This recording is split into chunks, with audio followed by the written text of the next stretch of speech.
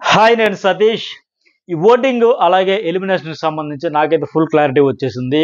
అయితే మీకు ఇంకా ఎవరికైనా కనెక్ట్ అయితే ఈ సీజన్ ఇంకా 1 వీక్ అయ్యింది. పైగా పెద్దగా ఎవరు మాకు కనెక్ట్ అవ్వలేదంటే లేదు. కానీ ఎవరైనా కనెక్ట్ అయ్యారంటే మాత్రం ఓటు వేయండి. ఎందుకంటే ఈరోజు లాస్ట్ గనుక ఇవాళ మిడ్‌నైట్‌తో ఆగిపోతుంది గనుక. సో, హౌస్‌మేట్స్ కూడా ఈ కాస్త టైంలో పెద్దగా ఇంపాక్ట్ క్రియేట్ చేసేసి అంత యాక్టివేషన్స్ ఏమైనా యాక్టివ్‌గా ఉండి సంథింగ్ స్పెషల్ అయినట్టుగా ప్రూవ్ చేసుకునేది కూడా ఉండదు. సడెన్‌గా పెరిగిపోయేది కూడా ఏమి లేదు. అయితే వాళ్ళ బ్యాడ్ లక్ కూడా ఏందంటే ఈసారి బుధవారం, గురు, శుక్ర బుధవారం కూడా జస్ట్ ఒక 2 అవర్స్ ఎపిసోడ్ అయిపోయిన తర్వాత 1 ½ అవర్ మాత్రమే.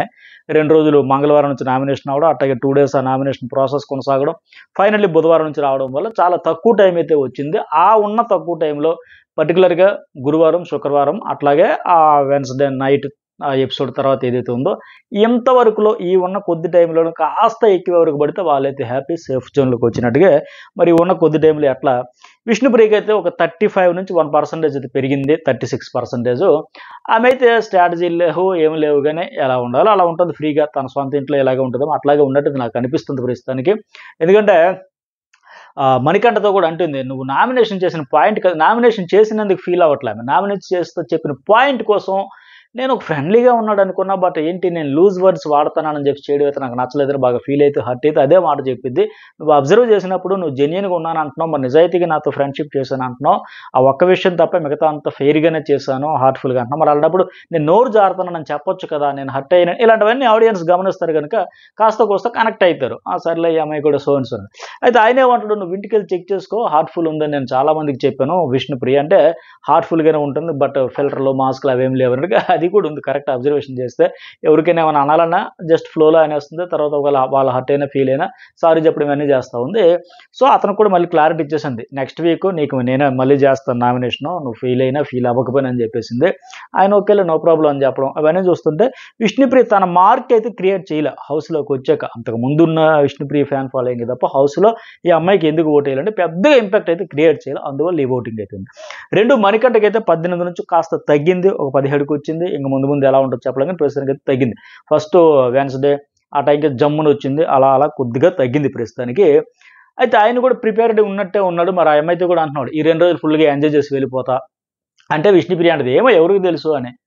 లేదు, బట్ ఉంటే మాత్రం నేను నామినేట్ చేస్తా అంటే అది తగ్గుతూ ఉంది. ఎందుకంటే ఇప్పుడు హౌస్లోకి వస్తానే వాళ్ళ ఫాదర్ ఎప్పుడో చనిపోయిన ఫాదర్ గురించి, చాలా రోజుల క్రితం చనిపోయిన మదర్ గురించి ఇవన్నీ వాంటెడ్లీ చెప్తున్నాడు. ఇతడు అటెన్షన్ సీకర్ కావాలనే. ఈ మాట నేను చెప్పట్లేదు, ఆయనే చెప్తున్నాడు. ఒక పాత బిగ్ బాస్ కంటెస్టెంట్ కూడా ఇప్పుడు చెప్పడం కానీ ఇవన్నీ కూడా ఇతని పట్ల ఒక అనుమానపు ధోరణి అయితే ఆడియన్స్కి వస్తుంది. ఏంటి నిజంగా స్ట్రాటజీతో వెళ్తున్నాడు, అటెన్షన్ సీకర్ అని ఆయనే మన నామినేషన్లో చెప్పాడు కదా, అటెన్షన్ గ్రాప్ చేయడం నాకు ఇంట్రెస్ట్ ఇష్టమని.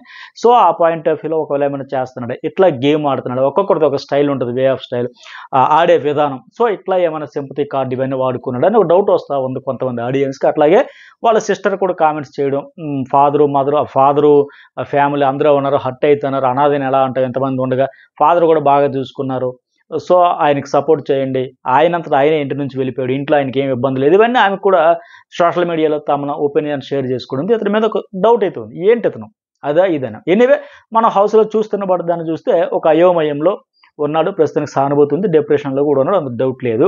సో చూద్దాం, ప్రస్తుతానికైతే 1% తగ్గి 17 ఉంది, ఎట్లా ఉంటుంది ఏంటని. తర్వాత 3 సోనియా ఆకుల. ఈ అమ్మాయి కూడా 1% పెరిగింది, రాను రాను అలా పెంచుకుంటూ పోతుంది. అయితే ఫిజికల్లీ నేను ఆడలేను, వీక్ అని ఆవిడే చెబుతున్నా సరే పాయింట్లు ఏదైనా పట్టుకుంటే చాలా స్ట్రాంగ్గా ఉంటుంది, చాలా స్టఫ్ ఉంది అనే కంటెస్టెంట్ అయితే ఆ కంటెస్టెంట్ అనే ఒపీనియన్ అనేది ఫామ్ అవుతూ ఉంది.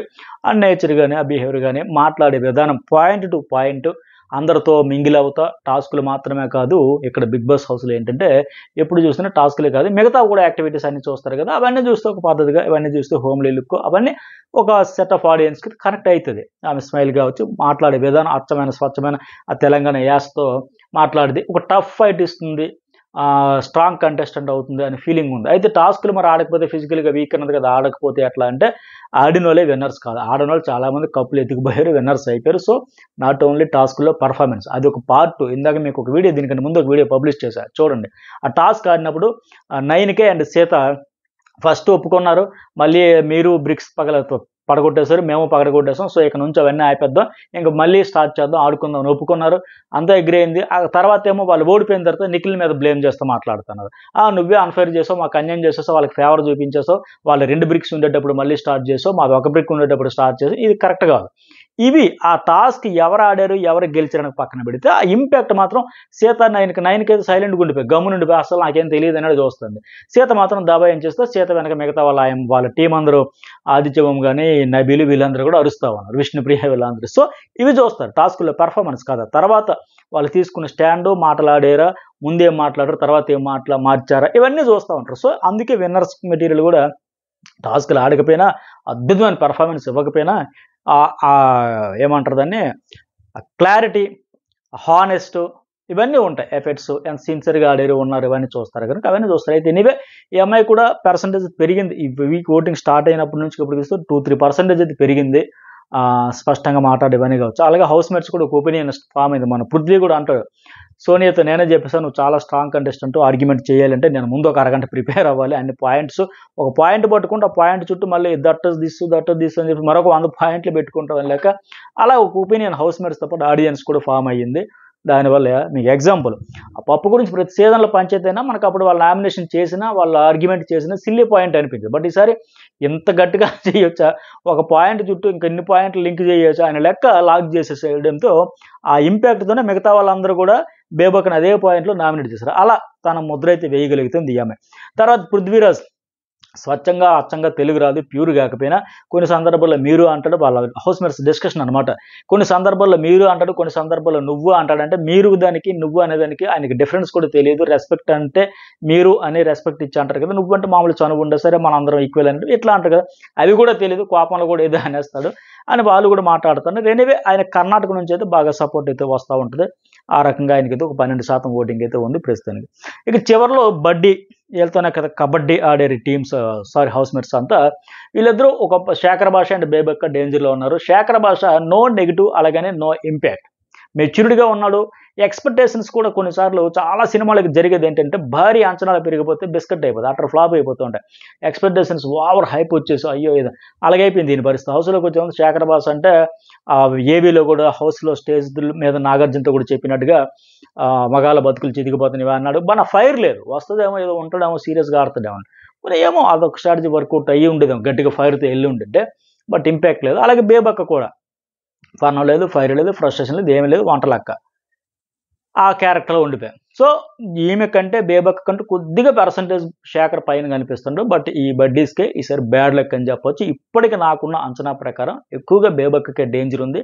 ఆ తర్వాత కొద్దిగా ఆ శేఖర్ భాష కూడా ఉన్నాడు. వెరీ వెరీ వెరీ హై ఎవరికంటే ఎలిమినేషన్ డేంజర్ బేబక్క తప్పితే ఆయనకున్నాడు. ఇంకా ఈ మిడ్-నైట్ 12 గంటలలోపు ఏవైనా ఓట్లు వేసి అటు ఇటు అయితే మాత్రం అవ్వచ్చు. అలాగే మన న్యూస్ బాల్ కమ్యూనిటీలు కూడా నేను ఒపీనియన్ పోన్లు పెట్టి అందులో కూడా ఓటు వేయండి. ఈ వీడియో వేసే సమయానికి 13,000 వరకు ఓట్లు వేశారు. విష్ణుప్రియకి 33%, మణికంఠకి 23%, సోనియాకి 12%, పృథ్వీ 11%, శేఖర్ భాష అండ్ బేబక్ ఒక 22% అయితే ఉంది. అయితే నేను వారం అంతా అన్ని సోషల్ మీడియా ప్లాట్ఫామ్స్లో జరిగే ఓటింగ్ అంతా తీసుకుని ఫైనల్గా ఒక అంచనాకు వచ్చి గెస్ట్ చేసి నా ఎక్స్పీరియన్స్ ఇవన్నీ అనాలిసిస్లు అన్నీ చేసి చెప్తా. అట్లాగే ఫైనల్ డేకి వచ్చేసరికి అఫీషియల్ కూడా పక్కగా అఫీషియల్ నుంచి కూడా నాకు సోర్స్ ఉంటాయి. ఆ అఫీషియల్ ఓటింగ్లో కూడా ఏం జరుగుతుంది, ఎవరి పొజిషన్స్ ఏంటి, ఆ ఇన్ఫర్మేషన్ కూడా పక్కగా కాన్ఫిడెన్షియల్ ఇన్ఫర్మేషన్ అయితే మీతో షేర్ చేసుకుని ఎవరు ఉంటారు ఎవరు వెళ్తారు అఫీషియల్ కూడా మిక్స్ చేసి మరీ చెబుతా కనుక చూడండి. ఇప్పటికే 3 ఏవీలు అయితే రెడీ అయ్యాయి. మరి ఎవరివి ఏంటి, ఎవరు ఉంటారు ఎవరు వెళ్తారని కూడా మీకు నెక్స్ట్ వీడియోలో ఫుల్ క్లారిటీ ఇచ్చేస్తా వాళ్ళ జర్నీకి సంబంధించి. మరి మీకేమైనా అడగడం మర్చిపోయా, లైక్ కామెంట్ ఇది నేను మర్చిపోయి మీరు మర్చిపోకండి. ఫస్ట్ టైం చూసే వాళ్ళు సబ్స్క్రైబ్ చేయండి. అలాగే ఇన్స్టా కూడా ఫాలో అయితే అన్ని అప్డేట్స్ చాలా ఎర్లీగా ఇస్తా ఉన్నాను నేను, అవి కూడా చూడండి. అలాగే కామెంట్, లైక్, సబ్స్క్రైబ్ అయితే కూడా మర్చిపోకండి.